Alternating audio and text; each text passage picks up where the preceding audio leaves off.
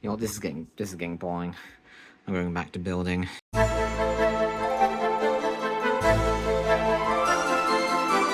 Hey, I'm back from the dark world. Welcome back to I'm Taking Too Long. I have admittedly neglected the Hollow Knight project more than I would have liked to, due to life stuff and a sudden fixation on Deltarune, the video on Chapter 1 becoming one of my channel's most viewed videos within the first day of upload, and the video on Chapter 2 is projected to be long. Okay, I'll stop using that footage now. You see what I mean by fixated? Listen, basically, this is supposed to be the nice video. The video that's meant to be the normal Minecraft video. No personal grievances, no deeper interpretations in thirds, the Hollow Knight's the normal project, and I'm not going to use it for any more personal dumping whatsoever, like I've been doing with Deltarune. We're going to go over the build process for Greenpath today, and we're just going to have a good time while doing so. So let's not waste any more time and start, as always, on the planning. Also, one more thing before we start, if you hear any background noise or wind sounds in the background of my recording, it's because it's really hot in the UK at the moment, and the only way to cool down is either to have my window open at all times, or use this tiny fan that I bought from John Lewis a few weeks ago. Please care. So today's subject is Greenpath. I'm going to move this away from the mic real quick. Today's subject is Greenpath, an area I was looking forward to particularly. Labelled in the lore as the habitat for Hallownest mosskin, the place is canonically a lush cave consisting of several acid pools, roads, and the god of the area who's responsible for the cave's flora. I promise I'll watch the Mossbag video at some point. I'm just still going off what the wiki says. Now, if you have similar attachment issues to UNDERTALE as I have, you'll know that my builds on that, particularly the ruins, are living proof that I am a professional lush cave enjoyer / egomaniac. Building a lush cave would be no issue for little old me, and there were other elements I was able to copy over from the crossroads, like the main roads. Additionally, I had planned out a large open cave slightly north of the crossroads, which I figured would be the perfect place for the area's centerpiece, the Lake of Un. Turns out that was also stacked on another lush cave, which could be Queen's Gardens, which was stacked further on an ancient city that could serve as Deep Nest's distant village. I swear this was just a random seed. But there was a slightly more complex problem with the area, and that came with the acid. Here, Hollow Knight places a greater emphasis on acid as an obstacle until you find Ishmael in the royal waterways which allows you to swim in it. Problem is, there's still normal water in Hollow Knight, so I couldn't really use that as a replacement. Modding was out of the question. I already had Polytone so I could feasibly customize block colors, but I never wanted to make this a thing that you need mod libraries for, so I just used vanilla datapack program to get the job done, since that didn't require anything extra. So let's tangent on to that before we really start building. Here is how I programmed my Hollow Knight datapack. My datapack's got an upgrade from basic VS Code to the more professional IntelliJ IDEA between videos, which you can thank my future programming degree for. Anyway, once the pack formatting was defined, because we only care about the watercoloring, the biome file I made was copied from the normal Lush Cave formatting, you can thank MySod's datapack creator for that, and colored the water using a very professional technique.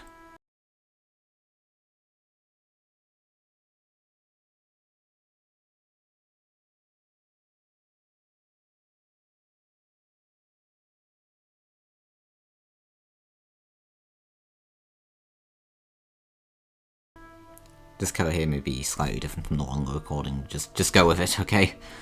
Afterwards, I went into Minecraft back to an acidic area from the crossroads and added some extra effects in-game. I was torn between magma and soul sand for the bubbles, but eventually I settled on soul sand since even though it's not really damaging to the player, I just liked that effect better. So this is how it turned out in the end, shaders and no shaders compared. Since we're here making datapack elements, I thought I may as well jump ahead and cover the dream dimension briefly. I think it was because I was also redoing the dark worlds for Deltarune at times, so I had dimension type definitions ready which I could reuse for this datapack. This here was a custom biome dimension combo which captures the golden dusky atmosphere of the dream world while maintaining the same end formation as past dimensions have included. This is how it looked in-game. Definitely will need some refinement later down the line. We won't have to worry about that for a few videos though, provided I actually get to the resting grounds this year. So that was the datapack. My short has more emphasis on the specifics, so check that one out if my explanations feel a bit basic here. I just wanted to stop talking about Deltarune out of respect for the Hollow Knight fans in the audience. Sorry, I'm autistic, it's either Deltarune or Skylanders. Which one would you prefer me go on about unrelatedly? If you happen to hate shorts, that's probably why you're here, so let's get to building before my retention rate can drop any lower. Right after this blasted car alarm stops. This is the problem with having a window open. You pick up so much background noise. Welcome to England, I guess. By the way, since the last Hollow Knight video was a long slog to work through, we're speeding up the pace of these videos to a similar speed to the shorts. I doubt it'll make a difference to performance, but it's easier for me who's to talk over the entire thing, and easier for you whose time is way more valuable. The Pilgrim's Way. Travelers of Hallownest, descend through verdant wilds and fungal groves to the city at this kingdom's heart. There all wishes shall be granted, all truths revealed. I'm so glad Steam got the sound this time, since it makes having the Hallownest feel quite for these recordings actually worth it. The Pilgrim's Way, which I stupidly called the Pilgrim's Path in earlier parts, was the first stop on our way through Greenpath, as well as the main route to the City of Tears.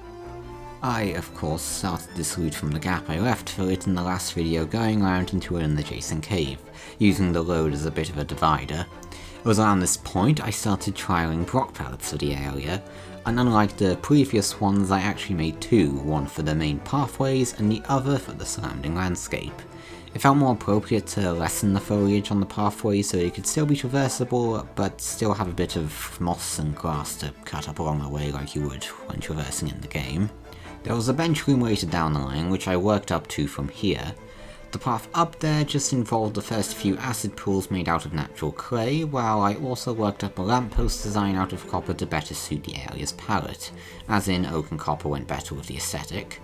Then it was just a case of adding some mossy stone brick pillars to act as the main parkour elements of the acid. Overall, the starting cave was easy enough, but I needed to make sure this had the appropriate connections to other parts. This was because looking at the overall map, there was a split in the paths following the bench. Either you go down towards Corner Further Hunter and Fog Canyon, or straight along to Hornet and the Lake of Un. I went straight downwards for now, as that could set up the building of those lower parts. I don't think I had fleshed out my overall plan that week, and I just wanted a lot of this cave done at this point. So below the first batch of acid pools was a small one that would lead to the lower parts of the area. This cave particularly would be behind a small mine shaft, reskinned from the crossroads and completely covered in moss, which honestly it was slightly better looking that way.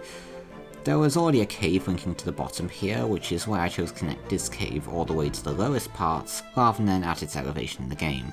This was because I saw the rooms that are just dedicated to chopping up mosskin as foldable. After all, the point of this map is the exploration element. Back to the building. To the left of the tunnel there was a small geocluster section, and to the right was a steady stream of acid going all the way to a bigger stream at the bottom. Around this, I terraformed things so that the player can traverse down without the need for floating platforms, because I don't really do that here. To account for the other geocluster in that room, I built a completely original extra cavern parallel to the main one leading to the same stream at the bottom, where I finished up the extra decorations for this part, like glowberries, vines, and other stuff. So the next weekend of building, if you're new, I build on 3 weekends because I'm in computer science, could you tell, I formed a solid plan. Against game traversal where you, and by you I mean I because I recorded this gameplay in March, would traverse the lower parts and head up to Hornet, I would traverse the upper parts first and loop back around to the main cave after doing the Lake of Un. So then, at the end of the area, I could connect to Fog Canyon and do that. Sound good? I hope so, because that's where we're going next. Behind one of the large stone pillars in the main cave, I tucked in a tunnel that led to the upper string of caves. And I know you're thinking this shouldn't be accessible because that's where Hornet watches you in game. And you're right.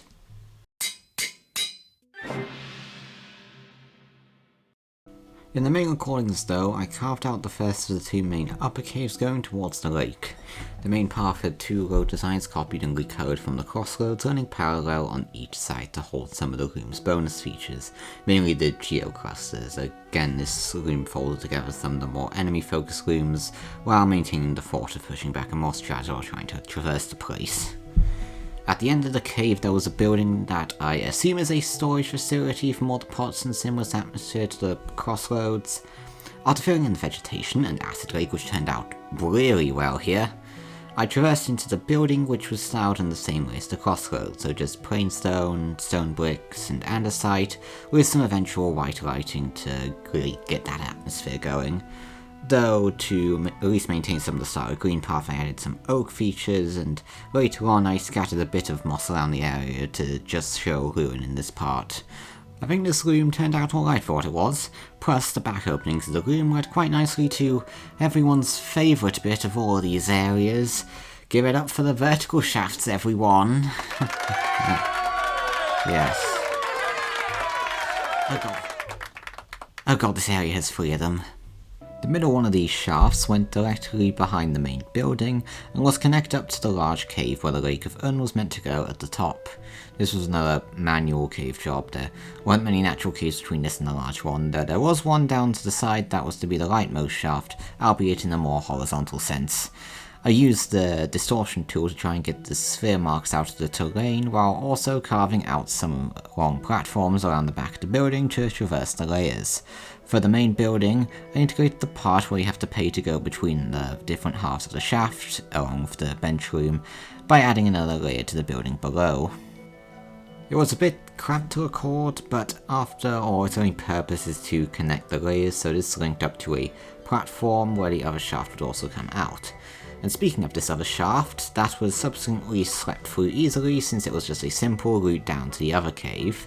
I think there were a few other branches here reserved for geoclusters and the Forms of Agony, though the latter was moved down a bit to the bottom of the other cave. Am I making sense? I mean, I have an index, but that would just make things even more incomprehensible. So we finally reached the upper layer of Greenpath, and there was a lot to cover. I needed to build all of this, and an arena for Hornet in the same cave. This would be the defining moment of the area build, so I could not screw this up. The main entrance to this cave was joined on from the top of the middle vertical one. The first place I decided to aim for in this massive amalgamate of Greenpath POIs was the Lifeblood room, which I honestly didn't know existed until looking at the map on Hallownest.net. But then I aimed for the Vengefly room up top where you meet Zote for the first time, and for those wondering, I did save him, and for those also wondering, he does sound legendary in the Hallownest Vocalized mod. Just what do you think you're doing? You dare to come between me and my prey? But first, I spent some time touching up the overall style of that corner, applying the corresponding palettes, and also digging a large cave in the corner for the last vertical shaft to branch down from. This was meant to resemble one of the spaces where you fight one of the Moss Knights. Then, above everything else, I carved out the pathway up to the Howling Cliffs and the Vengefly fight.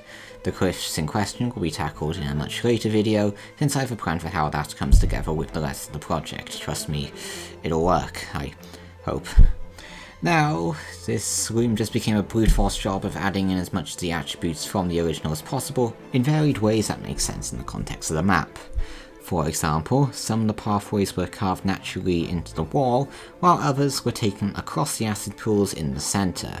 Just little things that push the intention of this map blending into the greater Minecraft landscape. While that was going on, I placed a massive sphere of green glaze. Damn it!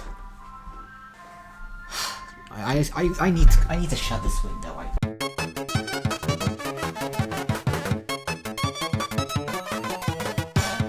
Placed a massive sphere of green glazed terracotta at the end of one of the side paths which would make up the pathway to Hornet's arena. I thought to add extra effect for the theoretical battle that would take place here, I would place it directly next to the lake, so this was where I started the grander Lake of Un. I enclosed a massive ditch at the end of the cave in a mix of clay and stone and then filled it up with water. Okay, that's a bit simplistic. I don't think I got to the finer details until the next recording. Regardless, I ended off that session with the Hornet Arena, and this turned out extremely well. Like, it looks like somewhere you would go to fight an intimidating boss in Dark Souls. Or Elden Ring. Okay, I've never actually played a Souls-like game. This building suggests some form of worship, though its idol has clearly been long forgotten. Doubles equally well for a moment's respite. The tiny fan's back because I'm no longer recording any of these with the window open. The ironic thing is, while I'm out here in the real world trying not to bake in British summer weather, I'm recording all these Minecraft cutaways in Snowdin in my Undertale world, a place where I would much rather be right now. Anyway, hi, welcome to the intermission where I talk about the overall project and the channel for a bit, but to make this one more interesting I'm going to layer it over my decoration recording, which is the longest recording I've done for this project so far. Trust me, it feels much longer when you're actually there recording it. I've already used this recording as a Trojan horse to deliver updates before, mainly because I tried to go over the whole thing in one keyframe set, which is why it shot like an episode of Adolescence. I made that video around this time to try and decide on what project idea I should spend my summer prioritizing because I had fears of what would do well, but it turned out that was Deltarune the entire time, and going through that pretty much solved everything, so sorry Letterboxing Minecraft project, you're getting shafted for now. I'm just saying all this because I've become worried that I've been in and out of this project a lot since the second video, that I've become a bit distant from it. Not because that video flopped, but in fact the shorts have been doing really well for this channel standards, but because I've had a fixation on the other project, the Deltarune one I mentioned earlier, that I plan on having a massive video for next month, maybe even September if things are bigger. Hell, I might split it into 2 parts for all I care, though that may collapse the organisation of videos. Point is, I want to start the shorts again to give the Hollow Knight project a fair chance. I have a few changes I want to make to the logistics going forward. Mainly, I'm not going to allow my gameplay anymore since I have the Hallownest.net maps. I'm also going to readjust my end of year goal setting the update video from the resting grounds to the city of Tyr, specifically the Soul Sanctum. If I can do that part of the city by the end of the year, that'll be good enough for me. Anyway, that's all the project details for now. If you want commentary for the recording, I spent the whole time handcrafting vines all over the cave using a mix of azalea, Minecraft vines, grow lichen, and fence gates for fawns. It would likely have been difficult to talk over that for the whole 2 minutes. I also put the shrine next to the lake here, with appropriate lighting around it, and the bench inside it. That pretty much finished the whole Lake of Un area. I'm dehydrated from that. I'm going to get a cold drink, and then we can move to the next half, Greenpath. I promise I'll stop using the Hornet theme so much in the next half. Obviously, when it came to making the final vertical shaft, the stack station for this area was a key part. I mean, we've gone this far out transporting, so we might as well put that in now. Right next to the massive lake cave, I carved out a cave down with the stack station located at the very top, where there will be a path leading down from there. As for the design of the station, this was initially cloned from the Crossroads, since most stations share the same design in-game. Of course, that was soon reskinned to a more ruined style based off Greenpath's atmosphere and palettes. We also replaced the lighting and wood to further push this style and spread some moss around the place for decoration. After distorting the surroundings some more, and linking things up to the lake, I proceeded to dig out a spiraling pathway around what was already carved out, so that the player can traverse down safely, minus the enemies.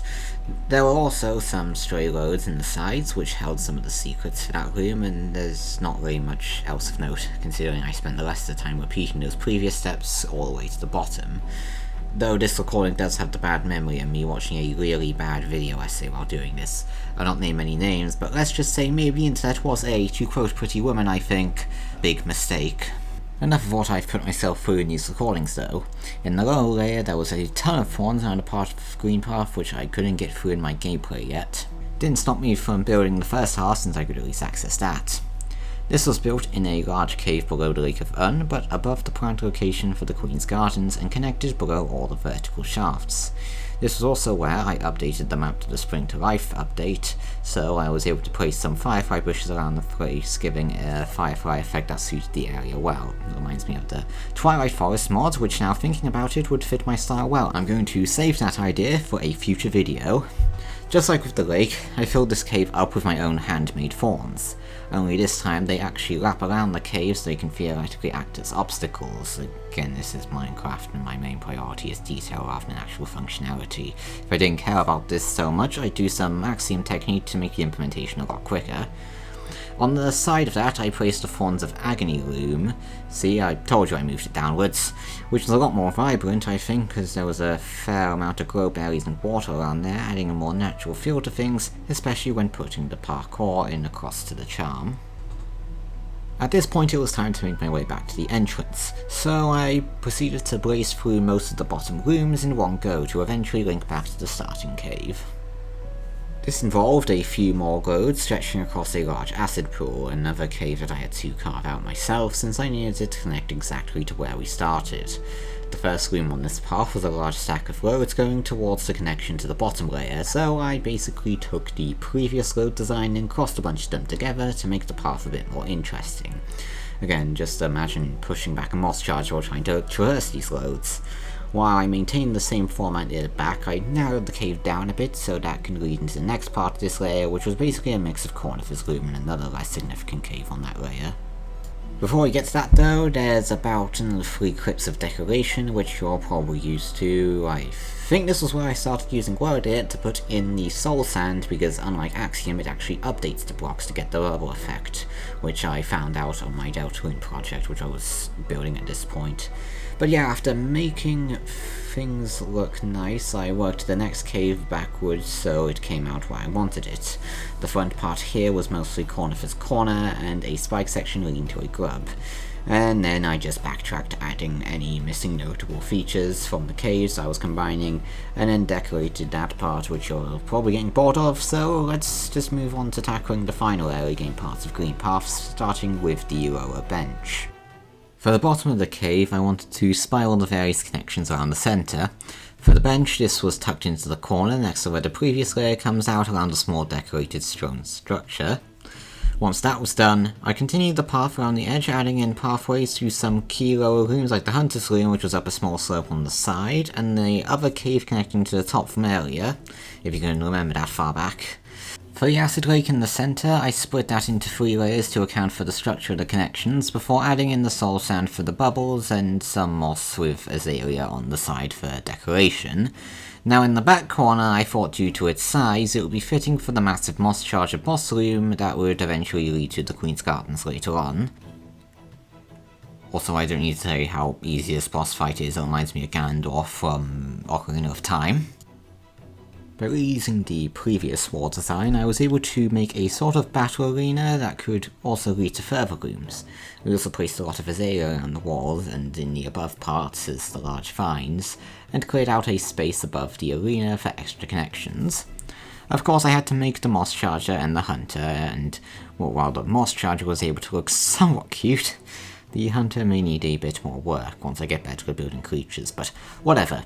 We've basically finished the early game parts of Greenpath for this video.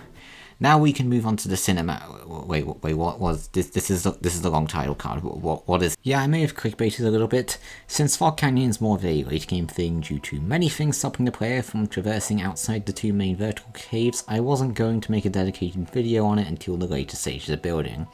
Hell, when I first played the game, I didn't do the Teacher's Archives until after the White Palace. Here though, I thought to get to a more satisfying stopping point, I would continue up until the Queen Station. Now, Fog Canyon as an area is mostly just like the second sanctuary from Deltarune Chapter 4. Okay, sorry for bringing up Deltarune again, but my point is that as the second sanctuary lists itself as a lighting change from the first one, Fog Canyon is just Greenpath but with different lighting. Even the music is the same but with a different effect once you listen closely.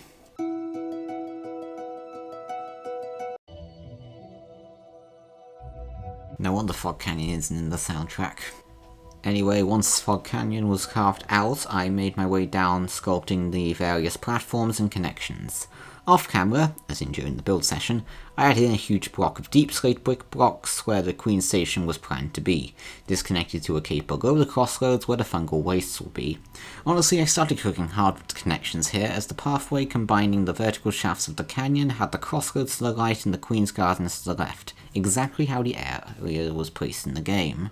At the bottom, I placed a stream of acid flowing down from the cave in Greenpath and under a stone platform in the middle. This runs down from the top layer in a more linear way to combine the 2 main shafts and have them act as a kind of divider between the areas. Spiral cave on the side extending the path around the place.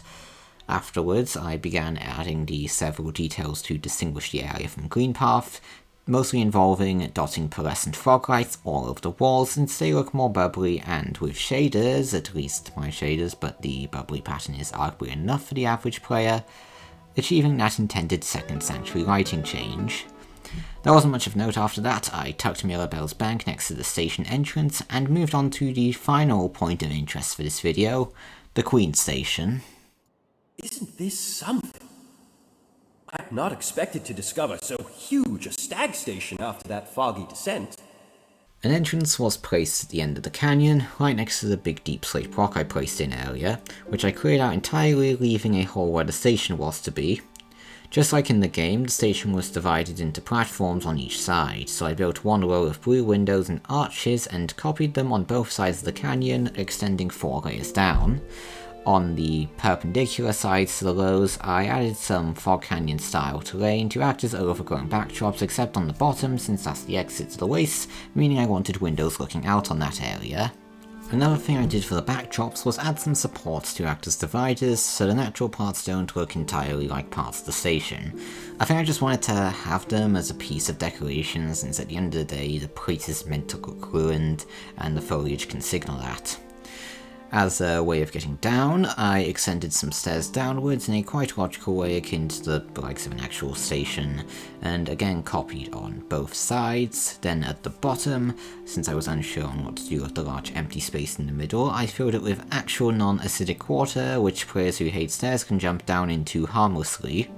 Then finally, I detailed the station's floors, the upper middle being Willow's fungus loom, and the lower middle, since the bottom's the exit, being an extended version of the stag station, rounding off this section's builds.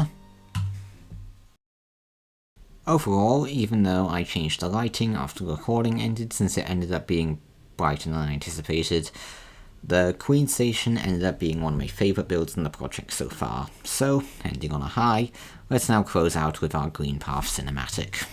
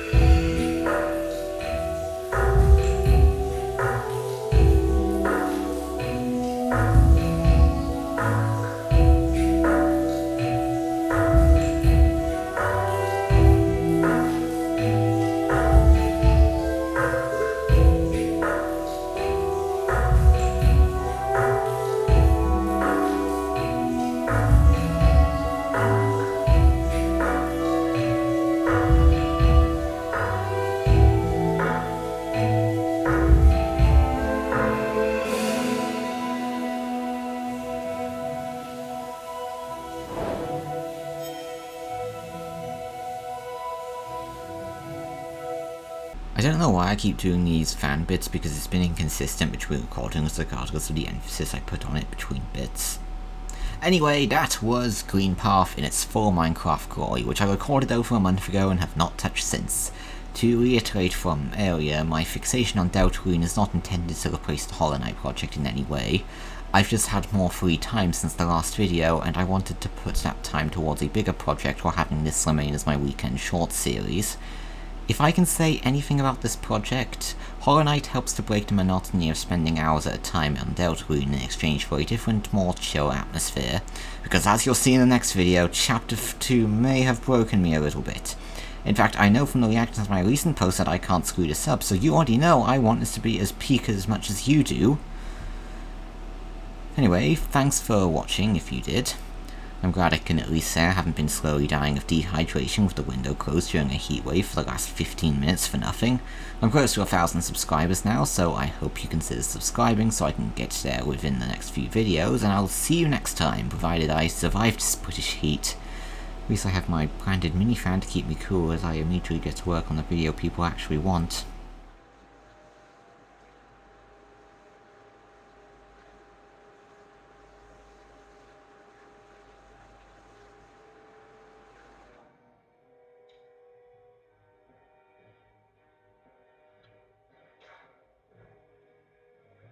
Well then.